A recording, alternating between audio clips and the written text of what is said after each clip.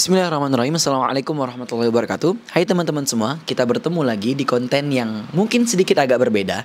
Kalau biasanya saya itu bercerita mengenai kisah seorang nabi, seorang rasul, maka ini adalah seri terbaru, yaitu seri Yas'alunak. Di konten ini saya akan fokus menjawab pertanyaan-pertanyaan dari teman-teman yang telah bertanya di story Instagram. Maka kita akan memulai konten ini.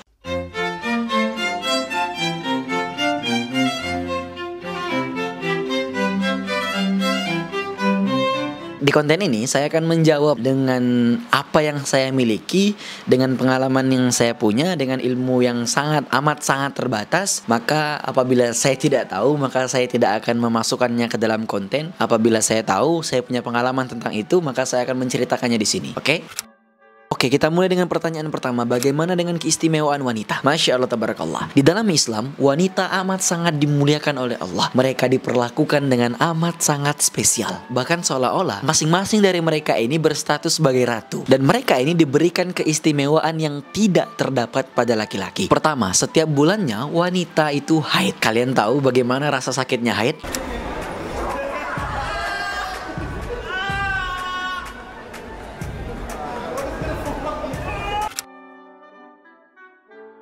Kedua, mereka mengandung dan melahirkan. Sekarang Anda bayangkan bagaimana wanita itu mengandung. Perjuangannya yang amat sangat besar. Mereka membawa beban di perutnya selama 9 bulan. Dan bagaimana perjuangan mereka ketika melahirkan. Bahkan Rasulullah SAW mengatakan apabila seseorang wanita itu meninggal dalam keadaan mengandung atau ketika melahirkan, maka dia berstatus sebagai seorang yang syahid. Mereka amat sangat dimuliakan oleh Allah. Dan bahkan di hadis yang lain, Rasulullah SAW mengatakan bahwa para wanita ini amat sangat mudah sekali bagi mereka apabila mereka ingin masuk surga gitu loh. Pertama, mereka cukup dengan mengerjakan atau menjaga sholat 5 waktu. Kedua, mereka cukup berpuasa di bulan Ramadan. Dan yang ketiga, mereka cukup taat kepada suaminya atau menjaga kesucian dan kehormatan mereka. Maka kata Rasulullah, silahkan engkau masuk ke surga yang engkau inginkan. Silahkan engkau masuk ke surga lewat pintu manapun. Masuk surga jalur VVIP. Masih ada lagi, dan ketika mereka menjadi seorang ibu, derajat mereka berada 3 tingkat di atas orang suami. Tapi amat sangat disayangkan, sekarang kebanyakan dari mereka melelang itu semua dengan kemurahan, merusak diri mereka dengan dalih kebebasan hak. Mereka menyerahkan harga diri dan mahkota mereka kepada laki-laki yang hanya memikirkan hawa nafsu. Namun ketika dinasehati, mereka merasa dikekang, mereka merasa hak mereka telah dirampas. Maka saya rasa cukuplah kita menasihati mereka dan biarkan penyesalan dan rasa sakit yang akan menyadarkan mereka. Dan terakhir, saya senantiasa berdoa semoga teman-teman semua, para follower saya, para subscriber saya yang perempuan, Allah jaga selalu, Allah lindungi dalam hal-hal keburukan, Allah jaga dalam ketaatan. Oke, pertanyaan yang kedua, bagaimana tips agar tidak terlena dalam kefuturan? Futur. Lagi-lagi yang ditanyakan adalah futur. Ya, futur ini dirasakan semua orang, teman-teman. Dirasakan pasti.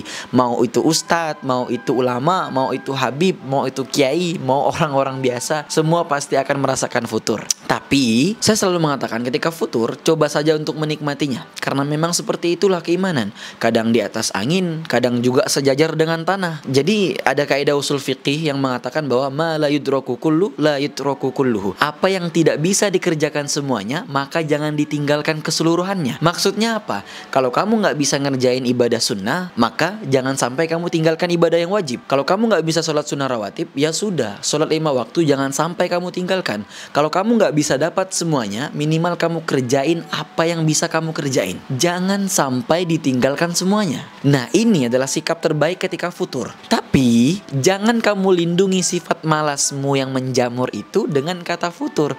Ya padahal kamu memang malas, kamu memang memanjakan diri kamu berlindung di bawah kalimat futur.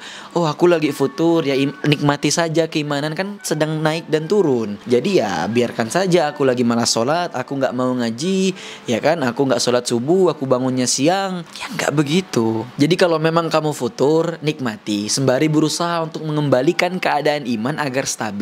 Jadi ketika futur jangan cari-cari alasan biar nggak sholat, biar nggak ngaji, biar nggak melakukan hal-hal kebaikan. Alhasil kamu nggak ngapa-ngapain dan futur semakin menjadi-jadi. Dan na'udzubillah, Allah cabut hidayah kamu. Hidayah kamu nggak balik lagi, iman kamu nggak balik lagi. Kamu takut hal itu pasti kan? Ya sama, saya juga takut. Jadi ketika futur jangan kamu tinggalkan sesuatu yang diwajibkan untukmu. Oke? Oke, pertanyaan yang ketiga, kenapa gampang banget ke distract sama sosmed dan cenderung ikut-ikutan sama yang viral sekarang? Distract itu jadi mungkin secara sederhananya keganggu ya, keganggu dengan apa-apa yang ada di sosmed sekarang. Oke, pertama, kalau kamu punya prinsip, oh aku nggak punya urusan sama hal-hal sampah seperti ini, dan aku nggak mau ambil pusing dengan hal-hal viral sekarang. Kalau bermanfaat, oke, aku share, aku ikutin. Kalau hanya sampah isinya ya sudah, tinggalkan. Cukup itu. Yang kedua, kamu harus sadar ada hal yang bisa kamu kendalikan dan ada hal yang tidak bisa dikendalikan. Orang-orang di luar sana tidak berada di dalam kendalimu, maka dirimu lah yang harus engkau kendalikan. Respon apa yang harus engkau keluarkan, sikap seperti apa yang harus kamu ambil ketika hal-hal ini terjadi. Kalau kamu nggak suka konten negatif, maka stop untuk memboikotnya. Buatlah counternya, buatlah tandingannya dengan menyebarkan konten positif. Cukup mudah. Kalau kamu nggak suka orang berbuat jahat, maka lawanlah dengan berbuat kebaikan. Oke? Jadi kamu yang bisa mengendalikan diri kamu sendiri, jangan salahkan orang lain. Kamu yang punya handphone itu, kamu yang punya sosmed itu, kamu bisa atur apa saja yang berhak kamu lihat, kamu bisa atur siapa saja yang bisa kamu ikuti, kamu bisa atur siapa saja yang kamu subscribe. Kalau tidak bermanfaat, segera tinggalkan. Namun apabila itu bermanfaat untuk kamu, maka teruskan saja. Why not? Oke, pertanyaan yang keempat. Hai Kak, bagaimana caranya agar iman tidak gampang turun? Oke, pertanyaan ini mirip dengan pertanyaan soal futur tadi, tapi akan kita bedah lagi. Pertama, kita harus bersyukur karena sampai saat ini Allah masih memberikan hidayah agar kita masih khawatir tentang bagaimana status keimanan kita. Karena banyak di luar sana orang-orang yang sudah tidak menyadari bagaimana status keimanannya, bahkan tidak peduli dengan keimanannya seperti apa. Oke, kamu harus bersyukur soal itu. Dan yang kedua, al-imanu yazidu wa yanqus. Iman itu kadang bertambah dan kadang juga berkurang. Kamu itu manusia biasa. Kamu bukan nabi dan kamu bukan rasul. Kamu harus sadar itu. Dan ini adalah kewajaran yang harus kamu terima. Bahkan sekelas sahabat saja pernah membahas perkara ini.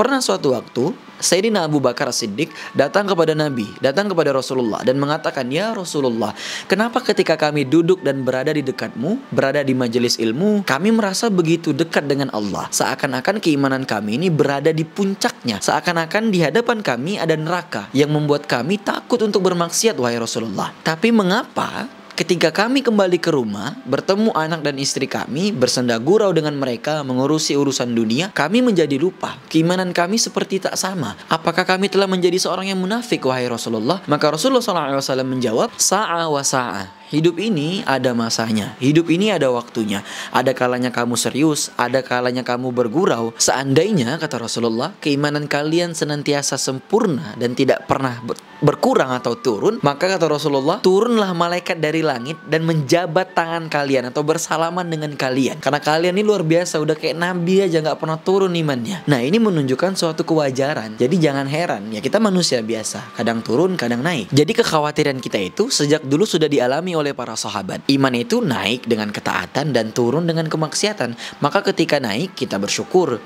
dan ketika turun jangan berhenti untuk beramal soleh dan berbuat kebaikan. Karena kata Nabi, kalau kita sedang berada dalam keadaan iman yang menurun namun masih mengerjakan kebaikan, maka kita adalah orang yang beruntung.